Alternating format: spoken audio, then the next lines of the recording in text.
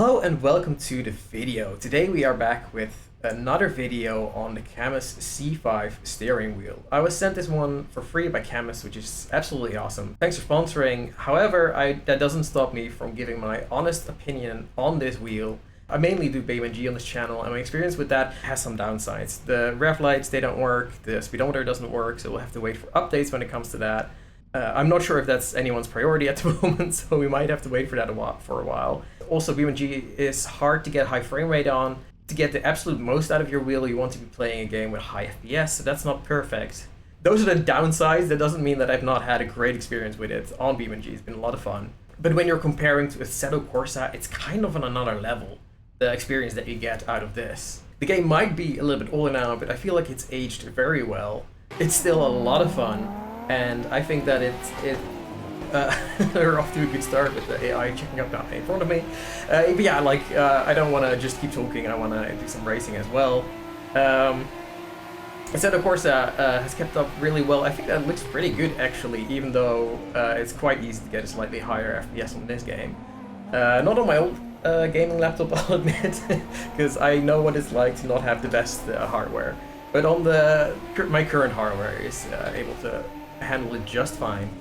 And now with the wheel, that is the best experience I'm gonna get out of Assetto Corsa, I think, because the last time I played this quite a while ago, and I used to play it mostly on controller back then, and I feel like this game is really made to be played with a wheel, just definitely preferable. So I'm just happy to have that opportunity now to actually be able to enjoy this game, because I did enjoy it on the controller as well, but it just it's another thing on the wheel. And then the Cammus C5 steering wheel itself in particular has been absolutely amazing when it comes to Assetto Corsa, and that doesn't mean that I'm gonna be the best driver, because I'm not super accomplished when it comes to racing on the wheel, and also I'm a little bit out of shape when it comes to racing in general actually, because I've not had that much time recently.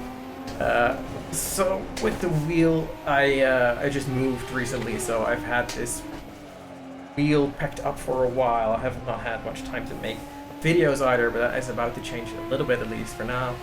Oh, I did not know there was someone on the outside. I did not know there was someone on the outside. Damn it. So I definitely wanted to take another look at this game, and I've been enjoying it a lot, so that's why I want to share it with you guys. And the Cammus C5 wheel has been holding up really, really well when it comes to that.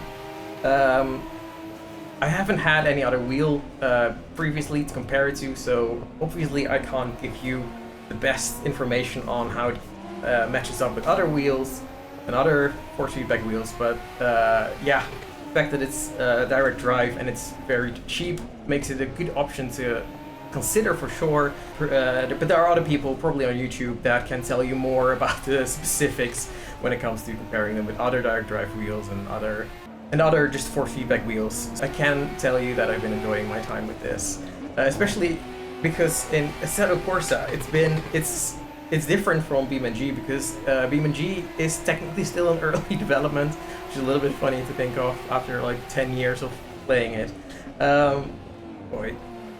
So that may be so, but the Assetto Corsa is basically a game that's at least like 10 years old, I think, and was actually fully released back then, so it's a different story. But the force feedback on this game feels just absolutely amazing. It really gives you an experience of what it might feel like to be inside this car, with the grip levels that you can sort of feel through the wheels. You can feel when you're braking and you're going through a corner. You can feel the weight transfer, effective grip that you have. It's a very interesting thing that I've not experienced much, so that's for me at least very, very cool. I can't say that I've driven a car in real life and actually pushed the boundaries of where it will have grip and where it won't, because I follow the road rules. But other than that, it does feel quite intuitive in when you lose grip, and when you, for example, if you're halfway in a corner and you start braking, the weight will shift forward suddenly, and it might make it a little bit light on the rear end, might make you oversteer suddenly. and that kind of thing, that is something that you know, probably, if you play some serious racing games. I say serious racing games, like this kind of stuff, that's semi-simulation racing games, then you might know that the weight transfer will affect the grip you will have in the rear at throughout the corner. But it's something that you don't really feel or experience. It's more that you'll know if you brake, you might have to be a little bit more careful on the with the traction that you have. But then now you can actually feel it, which is really cool, I think, because the moment that you're in a corner and you start braking, in the moment that you're in a corner and you start braking, you actually notice that your grip changes.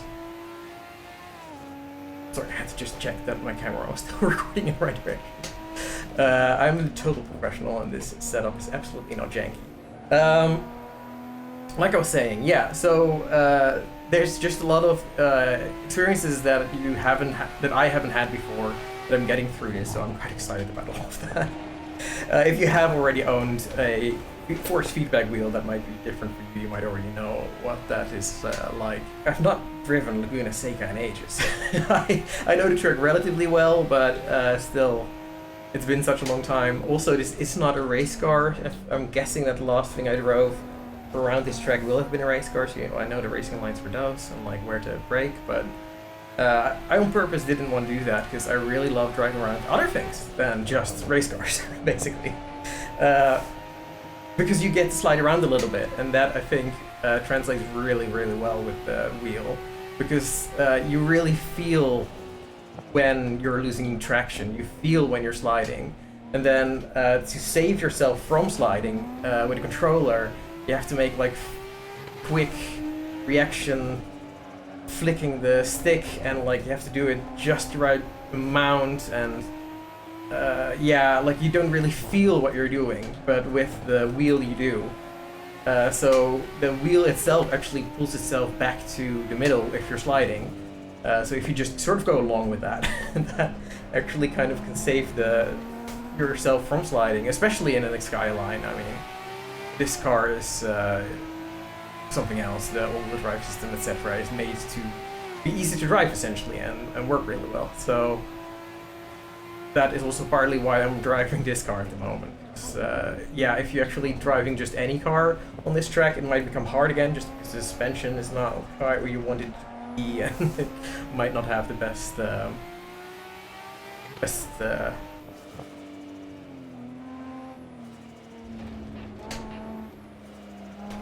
you might not have the all-wheel drive system that this one has.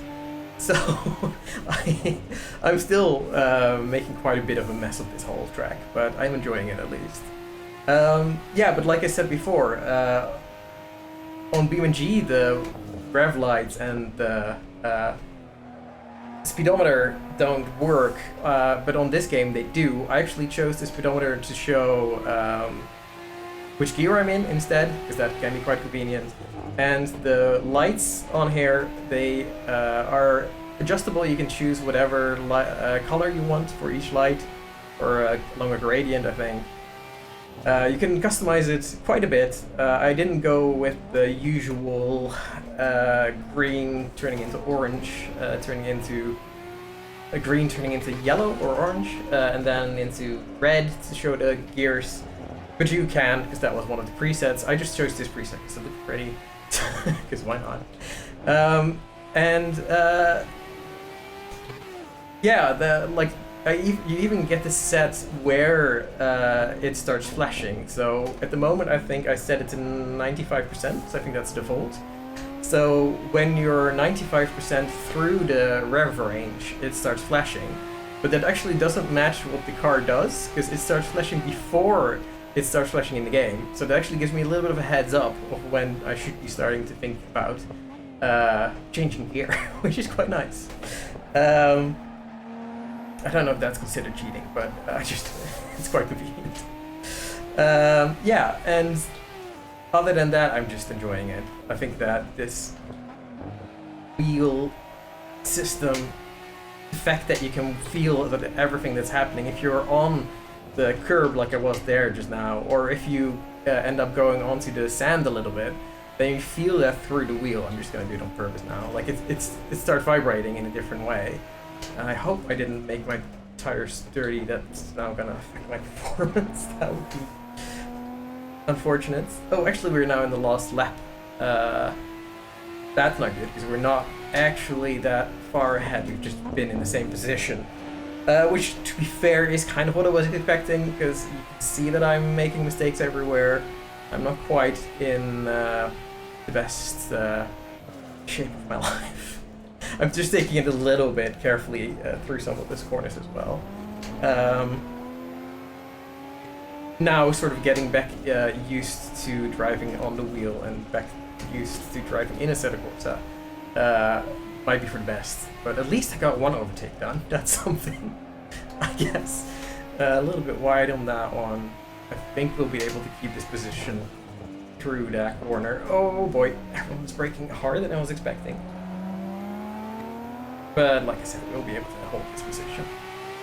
Not, unfortunately, make another one. But yeah, I just think it's a lot of fun to be driving a wheel. Again, you don't need a wheel for this game, but it does add something to the game, in my opinion. So I'm quite enjoying that.